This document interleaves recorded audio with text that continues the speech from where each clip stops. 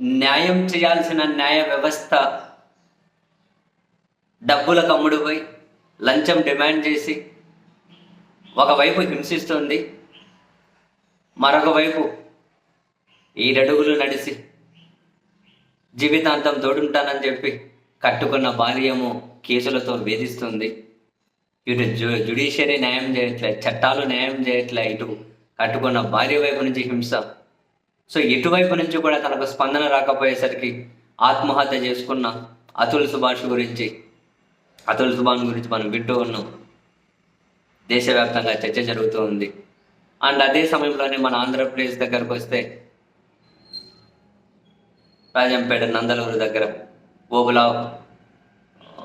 ఓబులాపురం ఆ మండలంలో ఒక హరిజనవాడకు సంబంధించినటువంటి ఒక వ్యక్తి కువైట్ నుంచి వచ్చి తన కూతురుతో అసభ్యంగా ప్రవర్తించిన వ్యక్తిని చంపేసి మళ్ళీ కువైట్కి వెళ్ళి ఒక వీడియో రిలీజ్ చేసి చివరిలో తాను కంటతడి పెట్టి వీడియో చూసిన అందరితో కూడా ఒక రకంగా కంటతడి పెట్టించారు.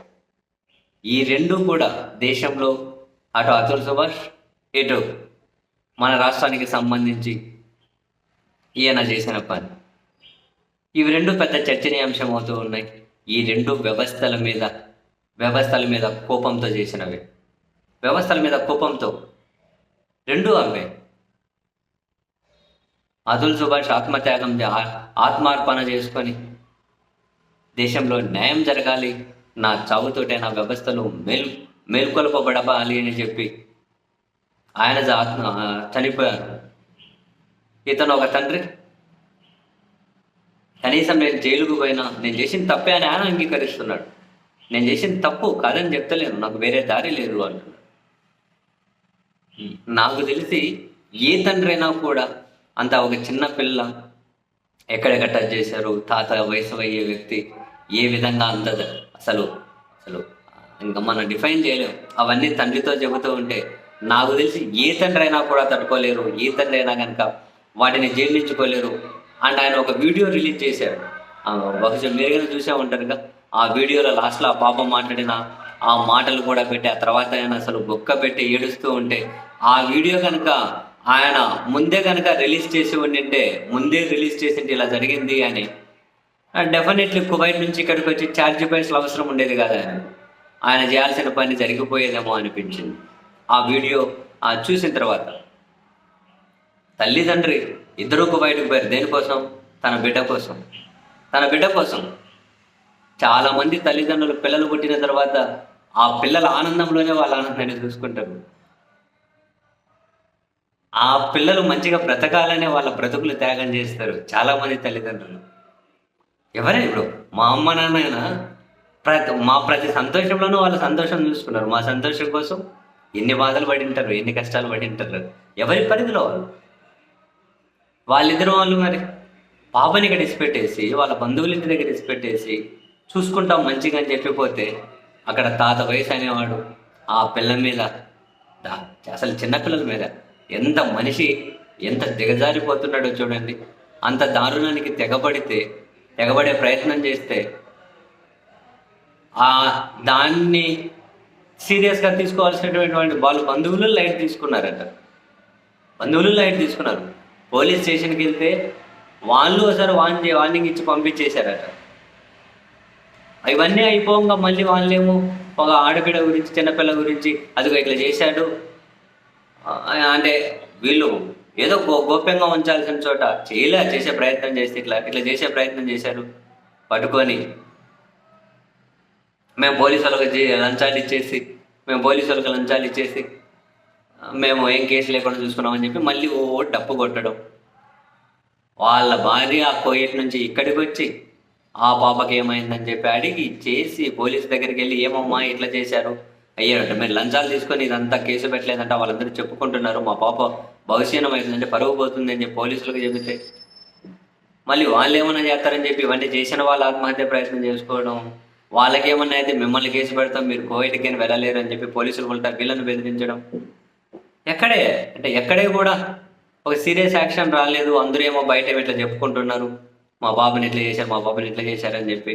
మా పాప ఏమో తెలియక పాపం మాట్లాడుతూ ఉంటే ఏ తండ్రి తట్టుకోలేకపోయారు అని చెప్పి ఆయన వీడియోలో మాట్లాడుతూ ఉంటే ఆయన ఒక మనిషిని చంపడం తప్పు ఎవరైనా ఆయన అంగీకరిస్తున్నాడు. కోవిడ్ నుంచి వచ్చాడు, ఎవరికి చెప్పలే, వాళ్ళ పాపను ఆ విధంగా ఎవరైతే చేసే ప్రయత్నం చేశారో ఆ వ్యక్తిని చంపేశాడు, కోవిడ్కి వెళ్ళిపోయాడు. అక్కడికి వెళ్ళిపోయి వీడియో రిలీజ్ చేశాడు. చూసే ఉంటారు మీరు అందరు.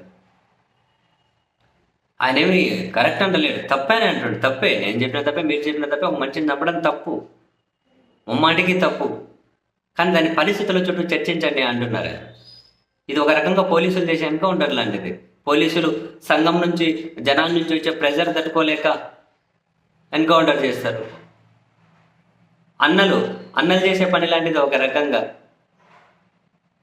అన్నలు చేసే పని లాంటిదే. అన్యాయాన్ని సహించలేని శౌర్యం, దుర్మార్గాలను దహించే ధైర్యం. సంఘం శిలలా చూస్తూ ఉంటే, వ్యవస్థలు స్పందించలేకుండా ఉంటే అల్టిమేట్ రిజల్ట్ ఇక్కడ నుంచి వస్తుంది.